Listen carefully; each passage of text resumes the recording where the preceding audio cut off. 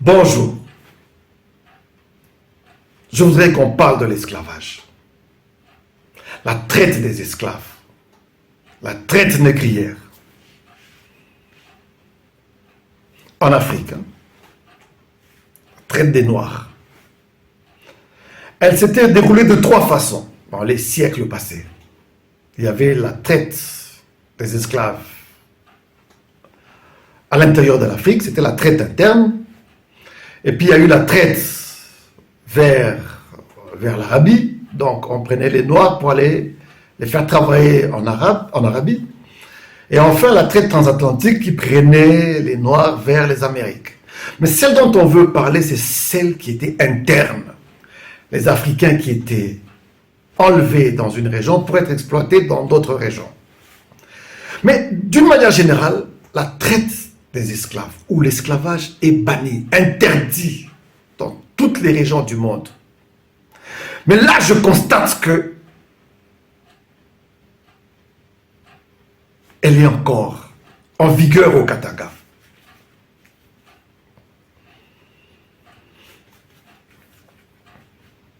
Opération Kanyama-Kasese. La nuit du 2 août, donc il y a à peine 2 jours, j'ai reçu un coup de fil dans la nuit d'un monsieur qui me disait, qui m'avertissait qu'il se passerait des choses bizarres à Kolwezi. Je lui ai demandé des indices. J'ai dit, mais je ne saurais pas contacter les autorités comme ça, là. J'ai besoin d'avoir quelques indices. Il est allé chercher des éléments. Le temps qu'il revienne, nous avons commencé à recevoir des vidéos de ce que tout le monde a vu. Opération Kanyama-Kasese. Les informations à ma possession, on m'a parlé d'environ 400 individus enlevés à Kolwezi. 400 individus.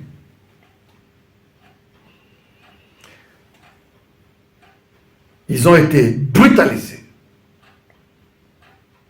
Et parmi tous ces enlevés, on nous annonce, RFI a annoncé déjà qu'il y a 15 morts, 15 décès confirmés. Et parmi tous ces gens, il y a des hommes, beaucoup d'hommes, il y a des femmes. Mais ce qui est plus choquant, il y a même des enfants de l'âge non seulement primaire, mais même maternel. Regardez cette image.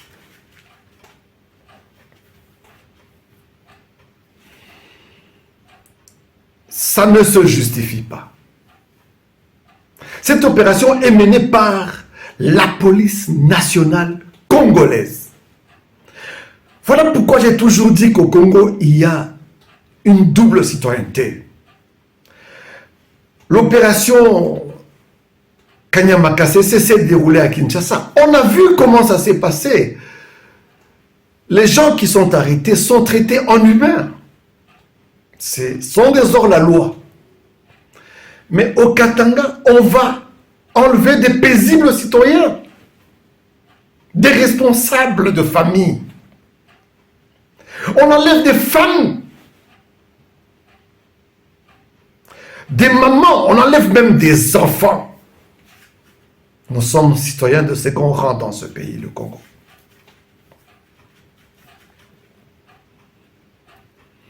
Lorsque on touche aux vulnérables, c'est que la situation est grave. C'est que le mal est à son comble. Ce n'est plus une justice humaine qui va régler ce problème. Une justice humaine. Mais c'est une autre justice qui va venir régler ce problème. Je vous le dis. Vous serez surpris. On ne peut pas traiter des enfants comme ça. Ils sont vulnérables et innocents.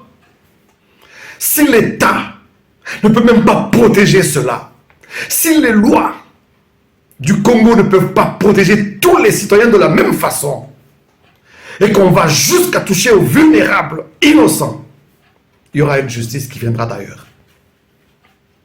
Et sur ce, je demande à la communauté internationale, que faut-il pour que vous puissiez comprendre, entendre le cri des Katangais?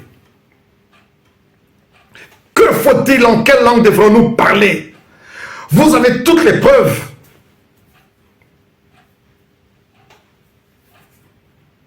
C'est un complot international, semble-t-il. Mais ça changera. Nous gardons l'espoir. Ça changera. Ça prendra fin un jour. Nous sommes un peuple résistant. Ça changera. Je le dis, ça changera.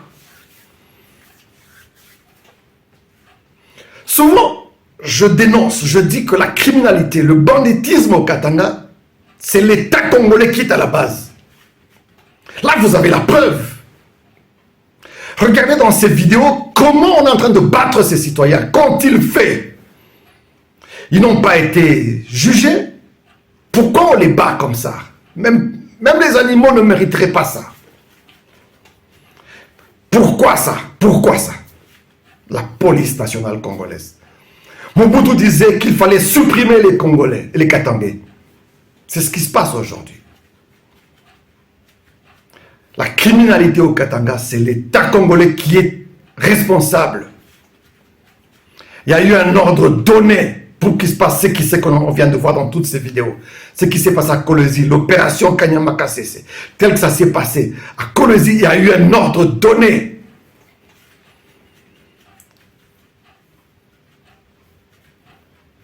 Ce n'est pas par hasard que cela est arrivé. Ce n'est pas une insurrection de l'armée, mais c'est un ordre bien donné par les autorités. Et c'est inacceptable. Je suis étonné, jusqu'en ce moment-ci. Les clergés, les pasteurs, les prêtres ne parlent pas. Jusqu'aux évêques, silence. Les chefs coutumiers, même moi. Ce sont vos sujets qu'on est en train de maltraiter. Les députés, les sénateurs, les gouverneurs, tous sont silencieux. Personne ne parle.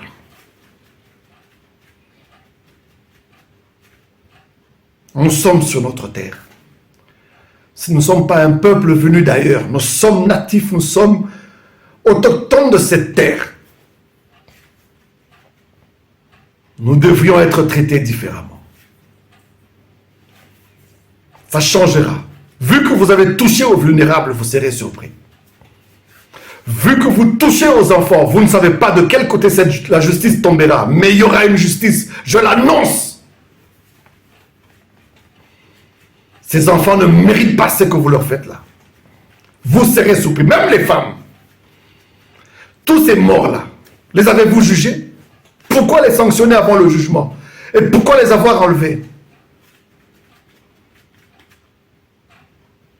L'esclavage, que j'ai toujours dit. Le Katangais est un peuple qui n'a pas de droit sur ses terres. Nous sommes des esclaves chez nous, sur nos terres. Et tout ça, c'est à cause de l'ONU. La résolution 169. L'ONU a fixé la mesure, tuer le Katangais. Et ça continue jusqu'aujourd'hui, 62 ans après. On est toujours en train de nous tuer. Mais ça prendra fin un jour. Nous sommes un peuple résistant, sachez-le. Nous sommes un peuple résistant et nous sommes préparés. Ce n'est pas juste. Nous ne méritons pas ça. Ça prendra fin.